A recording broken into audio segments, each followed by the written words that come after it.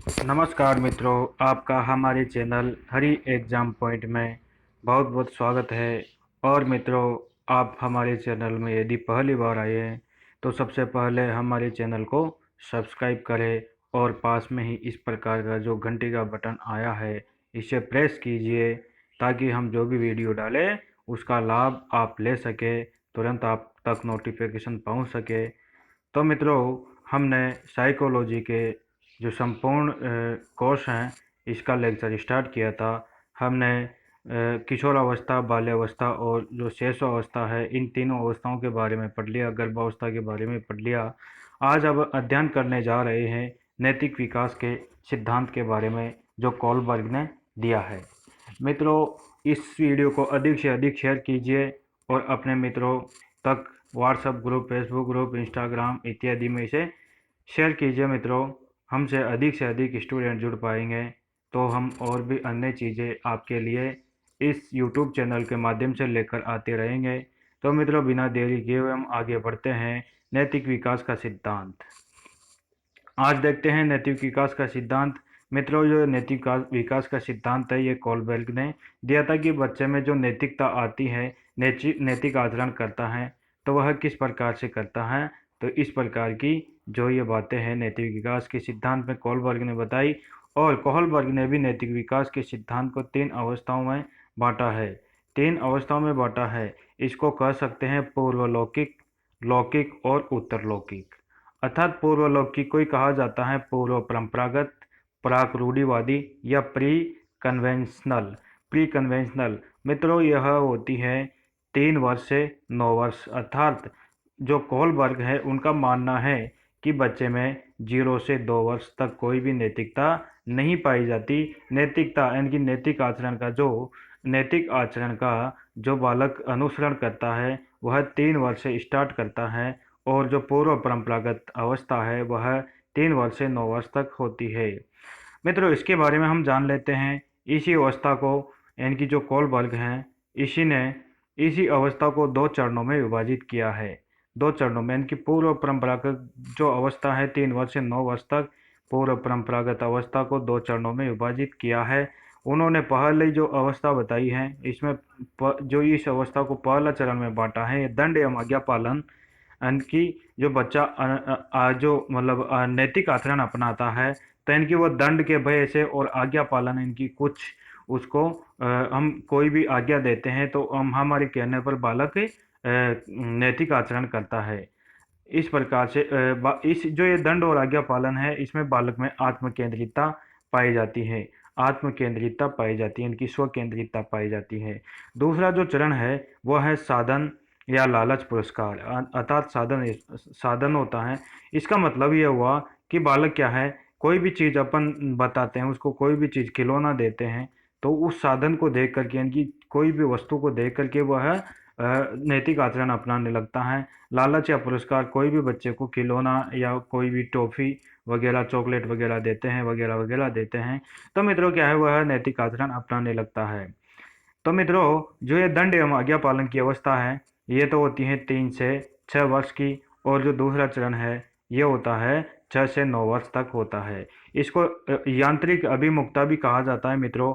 और बालक क्या है, इनकी साधन और लालच यानी कि लालच के वशीभूत होकर नैतिक आचरण करता है तो इसको क्या कहा जाता है, स्वार्थ पूर्ति के बारे में क्या है, चीज़ों के लिए नैतिक आचरण अपनाता है, ऐसा भी कहा जा सकता है। तो मित्रों, आगे हम बात करते हैं लौकिक। आगे हम बात करते हैं इनकी जो दूसरी अवस्था है परंपरागत या रूढ़िवादी या कन्वेंशनल कन्वेंशनल के बारे में हम बात करते हैं। तो यह होती है 9 से 15 वर्ष तक। 9 से 15 वर्ष तक यह अवस्था होती है। मित्रों, इन्होंने जो प्राक प्राक या पूर्व परंपरागत अवस्था होती है उसी के अनुसार इसी को भी इन्होंने 2 चरणों में विभाजित किया है। तो देखते हैं हम किस प्रकार से इसको विभाजित किया है। तो यहाँ पे जानते हैं ये तीसरी जो चरण है इसमें अच्छा बालक बनने की अवस्था को बताया गया है। या प्रशंसा सुनना, अर्थात बालक की हम तारीफ करते हैं, बालक की प्रशंसा करते हैं, बालक की बड़ाई करते हैं तो बालक क्या है, अच्छे कार्यों में लग जाता है। वह क्या है, प्रशंसा सुनने के लिए वशीभूत होता है, यानी कि उसकी हम तारीफ करते हैं तो बालक अपने आप नैतिक आचरण अपनाने लगता है। अर्थात बी ए गुड चाइल्ड, इसको बी है गुड चाइल्ड यानी कि अपनी प्रशंसा करवाता है और वह किसी भी कार्य को कर लेता है, अर्थात वो प्रशंसा सुनने के लिए ही कार्य को करता है। और आगे हम देखते हैं जो ये इन्होंने चौथा चरण बांटा है। चौथा चरण, इस चौथे चरण में क्या बताया है? इसमें बताया है व्यवस्था बनाए रखने की उन्मुखता, अर्थात वह व्यवस्थाओं को समझने लग जाता है 12 से 15 वर्ष में। और मित्रों 12 से 15 वर्ष में वो किशोरावस्था में भी प्रवेश कर जाता है। तो वो जो समाज के कानून, जो समाज के कानून या विधि सम्मत जो भी अभिमुखता होती है, इनकी समाज में जो भी नियम चलते हैं समाज के अनुसार, वह समाज के अनुसार वह कार्य करने लग जाता है मित्रों। और वह सही गलत का पता लगा लेता है कि क्या सही है और क्या गलत है। तो इस प्रकार से हम इसको इसको जान लिया है। और आगे हमारी जो अंतिम अवस्था है, इनकी उत्तर लौकिक या उत्तर परंपरागत स्तर या पश्च रूढ़िवादी पोस्ट कन्वेंशनल, ये पोस्ट कन्वेंशनल यानी कि उत्तर परंपरागत जो अवस्था है, इसका मेन शब्द ले लेते हैं हम उत्तर परंपरागत। यह होती हैं जो 15 वर्ष के बाद तक होती है, यानी कि 15 वर्ष से अधिक उत्तर परंपरागत होता है। मित्रों जो कोलबर्ग है, इन्होंने इस अवस्था को भी 2 चरणों में विभाजित किया है। तो मतलब इनकी जो 3 अवस्थाएं हैं, इनको 2-2 चरणों में विभाजित करते हुए क्या कितने चरण बन गए? 6 चरण बन गए। तो इनकी जो अंतिम अवस्था उत्तर किशोरावस्था, इसको 2 चरणों में बांटने के बाद में इनकी पहला जो 5वां चरण हो जाएगा, 5वें चरण में हो जाएगा सामाजिक बंधन की उन्मुखता। सामाजिक बंधन की उन्मुखता अर्थात जो भी समाज में जो वह कार्य करता है, तो वह समाज से संपर्क साधने लग जाता है। यानी कि वो समाज में रह करके जो समाज में जो देखता है, उसी के अनुसार वह कार्य करने लग जाता है, अर्थात समाज से संपर्क साधने लग जाता है। और ये 15 से 18 वर्ष के बीच में होता है। और वह सही सही गलत के बारे में अंतर करने लग जाता है कि क्या सही है और क्या गलत है, इन दोनों बातों के बीच में अंतर करने लग जाता है।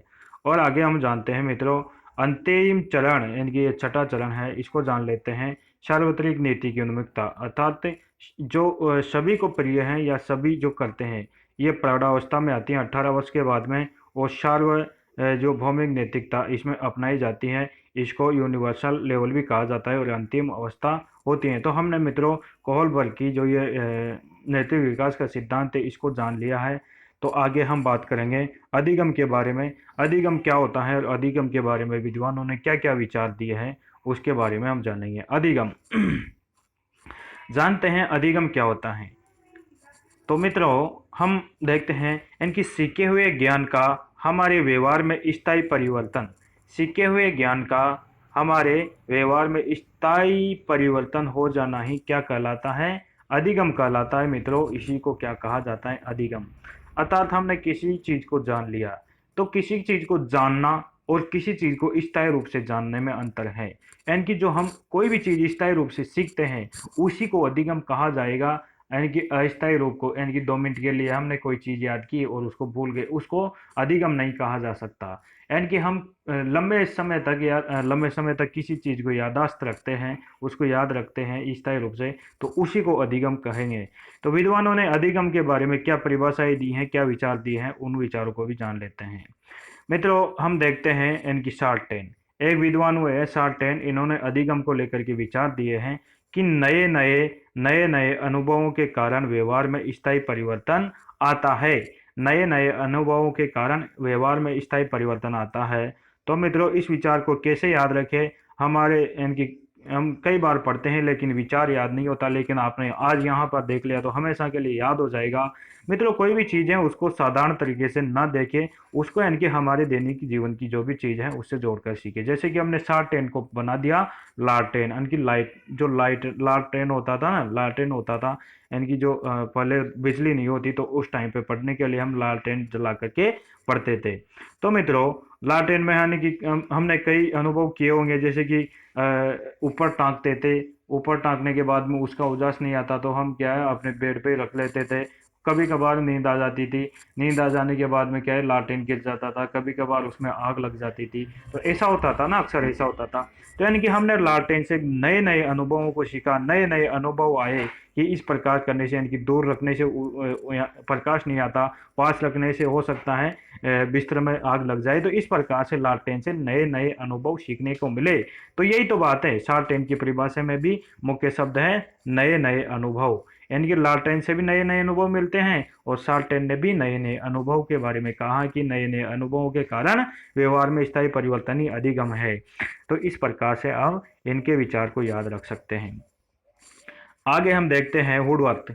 वुडवर्थ ने कहा है कि नवीन ज्ञान एवं प्रतिक्रियाओं का अर्जन, नवीन ज्ञान और प्रतिक्रियाओं का अर्जन ही क्या कहलाता है? अधिगम कहलाता है। नवीन ज्ञान एवं प्रतिक्रियाओं का अर्जन ही क्या कहलाता है? अधिगम कहलाता है। तो इसको कैसे याद रखें मित्रों? जो लकड़ी के व्रत से क्या है, लकड़ी के हमने जैसे कि लकड़ी का कोई इनकी व्रत बना दिया जाए, लकड़ी का कोई व्रत बना दिया जाए, तो इनकी हम लकड़ी का व्रत बनाएंगे तो क्या है, उसे एक तो नवीन ज्ञान होगा और हम क्या है उसको जोड़ जोड़ करके व्रत बनाएंगे तो हमारी प्रतिक्रियाएं भी होगी कि इसको किस प्रकार से बनाए, इसको किस प्रकार से बनाए। तो इनकी नए जो हम लकड़ी का व्रत बनाते हैं, लकड़ी का व्रत बनाते हैं तो हम देखते हैं कि ये जो व्रत बन गया, तो इस व्रत को बनाने में इनकी हमने कैसे किस प्रकार से गोला खींचा, इस प्रकार से, तो हम इस प्रकार के जो नए नए व्रत बनाते रहते हैं। तो इनकी ये जो हुड है ना, इसको मानिए आप, क्या मानेंगे? हुड को मानना पड़ेगा आपको लकड़ी, हुड को मानना पड़ेगा आपको लकड़ी मानना पड़ेगा। तो हम इस प्रकार से इसको समझ सकते हैं कि इनकी नए नए जो लकड़ी के व्रत बनाते हैं, हुड को लकड़ी मान लीजिए और नए नए यदि लकड़ी के व्रत बनाएंगे तो हम हमारे क्या है नई नवीन ज्ञान होगा और नवीन प्रतिक्रियाओं का अर्जन भी होगा। तो इस प्रकार से हम इस विचार को समझ सकते हैं। आगे जानते हैं स्किनर ने क्या विचार दिया अधिगम के बारे में। इनकी व्यवहार में उत्तरोत्तर अनुकूलन, व्यवहार में उत्तरोत्तर अनुकूलन ही क्या कहलाता है? अधिगम कहलाता है। तो इस विचार को भी आप ऐसे याद रखें कि इनकी जो स्किन में क्या है उत्तरोत्तर वृद्धि होती रहती है। हमारी जो पुरानी चमड़ी है वह गायब होती चली जाती है और क्या है नई नई चमड़ी आती रहती है। इनकी उत्तरोत्तर वृद्धि होती रहती है हमारी चमड़ी में। तो इस प्रकार से इनकी आप इस प्रकार से स्किन को, हमारी जो चमड़ी है स्किन से इसका हाथ लगाइए और उसमें क्या है हमारी चमड़ी में उत्तरोत्तर वृद्धि होती रहती है। तो स्किनर ने भी तो यही विचार दिया है कि इनकी जो स्किन होती है और यहाँ पे नर शब्द भी जुड़ा हुआ है। तो नर यानी आदमी होता है, आदमी की जो स्किन होती है वो क्या है उत्तरोत्तर वृद्धि करती रहती है। तो व्यवहार में उत्तरोत्तर अनुकूलन ही क्या कहलाता है? अधिगम कहलाता है। तो इस प्रकार से इस विचार को जोड़ सकते हैं। गिलफोर्ड यानी कि इन्होंने विचार दिया है कि व्यवहार के कारण व्यवहार में स्थायी परिवर्तन ही क्या कहलाता है? ये अधिगम कहलाता है। यानी कि व्यवहार के कारण व्यवहार में स्थायी परिवर्तन ही अधिगम कहलाता है। और व्यवहार के कारण व्यवहार में जो मतलब इसको कैसे याद रख सकते हैं इस विचार को, यानी कि व्यवहार के कारण व्यवहार में परिवर्तन है कि हम, आपने गिल्ली डंडा तो देखा होगा, तो हम यानी कि गिल्ली डंडा, तो गिल्ली को यानी कि हम डंडे से फोड़ते थे तो क्या है उसके कारण व्यवहार में परिवर्तन आता था। कभी किस प्रकार से गिल्ली को मारते थे, कभी कि उछला के मारते थे, कभी नीचे जमी के रगड़ा के मारते थे। तो इस प्रकार से इनकी गिल्ली डंडा खेलते थे तो उसमें क्या है गिल्ली को मारने पर अलग अलग प्रकार के व्यवहार में परिवर्तन आता है। तो व्यवहार के कारण व्यवहार में परिवर्तन होता था। तो इस प्रकार से हम इस विचार को हम जान सकते हैं। और मित्रों अधिगम के बारे में एक विद्वान हुए गेट्स, इन्होंने विचार दिया कि अनुभव और प्रशिक्षण से व्यवहार में जो परिवर्तन होता है, अनुभव एवं प्रशिक्षण के कारण व्यवहार में परिवर्तन होता है, उसी को क्या कहा जाता है? अधिगम। तो मित्रों इस विचार को आप अच्छे से समझ पाएंगे और इसको याद भी रख पाएंगे। कैसे याद रख सकते हैं हम इसको? इनकी जो आप ये गेट्स है ना, ये गेट्स नाम का एक व्यक्ति मानो, और ये गेट पे ही बैठा रहता है। इनकी कहाँ पे बैठा होता है? गेट पे। ये चौकीदार है। ये जो गेट्स नाम का व्यक्ति है ये चौकीदार है और ये गेट पे बैठा रहता है, गेट पे बैठा रहता है। तो मित्रों जिसमें भी अनुभव और प्रशिक्षण नहीं है, जिसमें भी अनुभव और प्रशिक्षण नहीं है उसको तो वह क्या है उसमें प्रवेश ही नहीं करने देता। अनुभव और प्रशिक्षण नहीं है, गेट्स है ना, गेट्स नाम का व्यक्ति है जो, जिस व्यक्ति में अनुभव और प्रशिक्षण नहीं है वह उसको अंदर प्रवेश करने ही नहीं देता। तो आप याद रख सकते हैं कि गेट्स ने क्या दिए? अनुभव और प्रशिक्षण के बारे में कहा है, ऐसा विचार दिया है। तो आप इस प्रकार से याद रख सकते हैं। मित्रों एक विद्वान हुए क्रो एंड क्रो, दो कौवे हैं ये, क्रो एंड कौवे, पति और पत्नी है मित्रों। यह मनोवैज्ञानिक थे और ये पति है और ये पत्नी है। इनकी क्रो एंड क्रो, ये दोनों का नाम क्रो एंड क्रो है। इन्होंने अधिगम के बारे में क्या कहा है? ये दोनों कौवे हैं, इन्होंने दोनों कौवों ने 3 बातें कही हैं। ज्ञान, आदत और अभिवृत्तियों का अर्जन। ज्ञान, आदत और अभिवृत्तियां, इन्होंने 3 शब्द बोले हैं। ज्ञान, आदत और अभिवृत्तियों का अर्जन ही क्या कहलाता है? अधिगम कहलाता है। तो मित्रों आप याद रख सकते हैं कि 2 कौवे हैं। इसको कैसे याद रखेंगे कि 2 कौवे हैं, वह इनकी 2 कौवे मिलकर के तीन बातें बताते हैं। दो कौवे मिलकर के तीन बातें बताते हैं, और तीन बातें कौन कौन सी बताते हैं? ज्ञान, आदत और अभिवृत्ति। और इन तीनों का जो अर्जन किया जाता है, ग्रहण किया जाता है, वही क्या कहलाता है? अधिगम कहलाता है। तो इस प्रकार से आप याद रख सकते हैं। इनकी इनकी दो कागले हैं, और दो कागले क्या बताते हैं? दो कागले बताते हैं तीन बातें। दो कागले तीन बातें बता रहे हैं, ज्ञान, आदत और अभिवृत्ति। आप इस प्रकार से याद रख सकते हैं कि ज्ञान, आदत और अभिवृत्ति का अर्जन ही अधिगम कहलाता है। तो मित्रों, हम जानते हैं आगे अधिगम की विशेषताएं क्या क्या होती है। अधिगम की विशेषताओं के बारे में हम सीख लेते हैं। तो अधिगम की विशेषताएं हैं, इनकी सीखना अधिगम है। मित्रों, एक इसकी विशेषता है सीखना अधिगम है, और अधिगम व्यवहार में परिवर्तन है।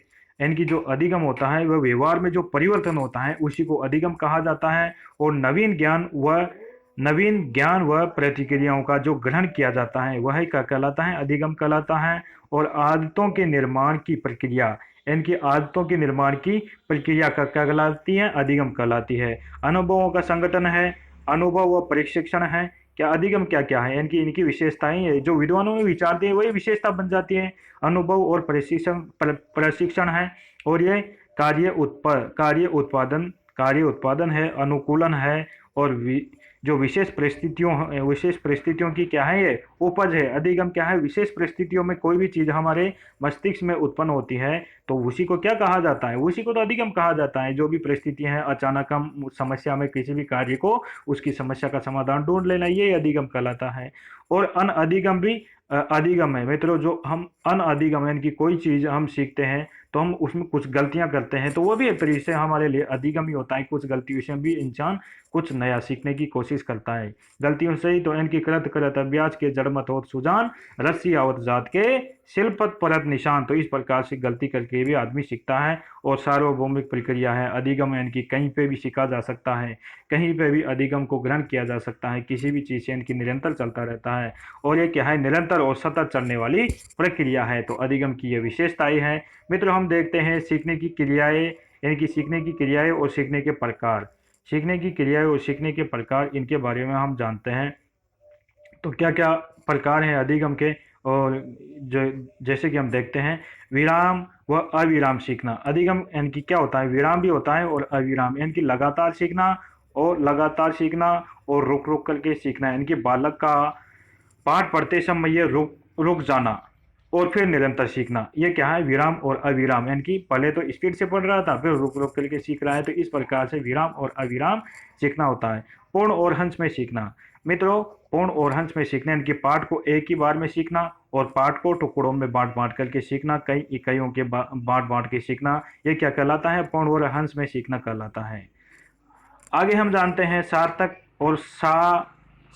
और साभिप्राय या प्रासंगिक सीखना। मित्रों, सार्थक सीखना क्या होता है और साभिप्राय सीखना क्या होता है? इनकी विषय वस्तु को अभिप्राय सहित सीखना। विषय वस्तु को अभिप्राय सहित सीखना क्या कहलाता है? वस्तु को हम उसके अर्थ सहित सीखते हैं, उसके इनकी अभिप्राय सहित सीखते हैं। इनकी ये कहाँ काम आएगा, ये जो हम ज्ञान ग्रहण कर रहे हैं कहाँ काम आएगा, इसकी क्या उपयोगिता है, इत्यादि के बारे में हम यदि समझते हुए देखते हैं तो क्या कहलाता है? वह सार्थक सार्थक सीखना कहलाता है या सार्थक अधिगम सीखना कहलाता है। लेकिन विषय वस्तु को यदि हम प्रसंगवश सीखते हैं, इनकी हमारे जरूरत पड़ती है, उसी को याद करते हैं, हमारी जरूरत के अनुसार ही हम कोई चीज सीखते हैं, तो क्या कहलाते हैं? वह साभिप्राय प्रसंग यानी कि प्रासंगिक सीखना कहलाता है। प्रासंगिक सीखना कहलाता है। तो इस प्रकार से हम इसको समझ सकते हैं। आगे हम देखते हैं अधिगम ग्रहण के प्रकार। अधिगम ग्रहण के प्रकार कौन कौन से हैं, इनको देख लेते हैं एक मिनट के लिए। अधिगम ग्रहण के प्रकार। अधिगम ग्रहण के प्रकार जो डेविड आसुबेल है, इन्होंने 4 प्रकार बताए हैं। अधिगम ग्रहण के प्रकार डेविड आसुबेल ने 4 प्रकार के बताए हैं। कौन कौन से हैं, हम एक बार इसमें एक नज़र डाल लेते हैं। इनकी अभिग्रहण। अभिग्रहण का मतलब होता है विषय वस्तु को ज्यों का त्यों ग्रहण कर लेना, जैसा हमने देखा वैसा ही याद कर लिया। इनकी कोई चीज कोई परिभाषा दी तो उसको वैसा का वैसा ही याद कर लिया, तो ये क्या कहलाता है? ये अभिग्रहण कहलाता है। और अन्वेषण। अन्वेषण का मतलब होता है कोई चीज हमने देखी लेकिन उसको वैसा का वैसा रटा नहीं, उसके बारे में खोजा और खोज खोज करके हमको चीजों को समझने का प्रयास किया, है ना। और सीखने का जो ये जो इस प्रकार का जो अन्वेषण है, अन्वेषण यानी कि खोज करके सीखने का जो तरीका है, यह सर्वश्रेष्ठ तरीका है। यानी कि सीखने का अधिगम का सर्वश्रेष्ठ तरीका माना जाता है। और मित्रों, कैसे सीखता है इंसान? तीसरा प्रकार है रटंत। रटंत यानी कि हमने कोई भी विषय वस्तु को देखा, कोई भी विषय वस्तु को देखा, ज्यों का त्यों ही रट लिया, ज्यों का त्यों ही रट लिया, ज्यों का त्यों ही रट लिया। तो उसको मतलब ये समझ लिया कि वास्तव में ये चीज़ हमको याद करनी है। यानी कि अभिग्रहण, आपको मन में विचार आया होगा कि अभिग्रहण और रटंत में क्या अंतर है। मित्रों, अभिग्रहण का मतलब तो क्या है? वह कुछ कुछ उस चीज के बारे में जानता है, उस चीज के बारे में जानता है, और उसने यानी कि समझा तो नहीं, लेकिन उसने ज्यों का त्यों ही याद कर लिया। उसने कॉन्सेप्ट को समझा नहीं, जैसे कि सूत्र के बारे में जानता भी है, लेकिन क्या है, उसने सूत्र को क्या है खोल कर न सीखने के बजाय उसने सूत्र को याद कर लिया। तो इस प्रकार से उसको अभिप्राय को तो समझा नहीं, उसने डायरेक्ट याद कर लिया। लेकिन जो ये जो रटंत होता है, इसमें क्या वो सूत्र को रट लेता है और बाकी चीज कॉन्सेप्ट है उसको समझने से कोई मतलब नहीं होता है। तो इसमें रटंत और अभिग्रहण में भी अंतर है। सार्थक, सार्थक या अवबोधक ग्रहण, यानी कि सार्थक सीखना या अवबोध ग्रहण क्या होता है? यानी कि विषय वस्तु को समझ करके फिर व्यवहार में उतारना। यानी कि कोई भी विषय वस्तु है, कोई भी जैसे कि परिभाषा है, कोई भी सिद्धांत है, तो उसको हम किस प्रकार से याद करते हैं, तो इसको इस प्रकार से समझ सकते। तो मित्रों, हम देखते हैं कि सार्थक या अवबोध ग्रहण क्या होता है। इनकी कोई भी चीज़ को हम क्या है समझ करके जो सीखते हैं और फिर उसको व्यवहार में उतारते हैं। कोई भी परिभाषा को देखते हैं, उस परिभाषा को समझ लिया, कोई भी जो सूत्र दिया हुआ है उसकी उत्पत्ति को समझ लिया और ये किस सिद्धांत पर कार्य करता है इत्यादि को समझ करके जो हम सीखते हैं उसको क्या बोलते हैं? सार्थक, अधिगम या अवबोध ग्रहण बोलते हैं। आगे हम जानते हैं कि जो सीखने की जो अवस्थाएं हैं वह कैसे होती हैं, बालक किस प्रकार से सीखता है, तो हम इसको जान लेते हैं। यानी कि बालक जो प्रारंभ में सीखता है, बालक बचपन में जो सीखता है, उसका जो सीखने का जो तरीका होता है वो क्या तीव्र होता है, तीव्र होता है। फिर क्या है, जो बीच में मीडियम, जो मंद में मध्य में होता है, वह मंद गति से हो जाता है, मंद गति से हो जाता है। अंतिम में सीखना क्या है, वह बंद कर देता है, अंतिम में सीखना बंद कर देता है। तो इस प्रकार से अधिगम चलता रहता है।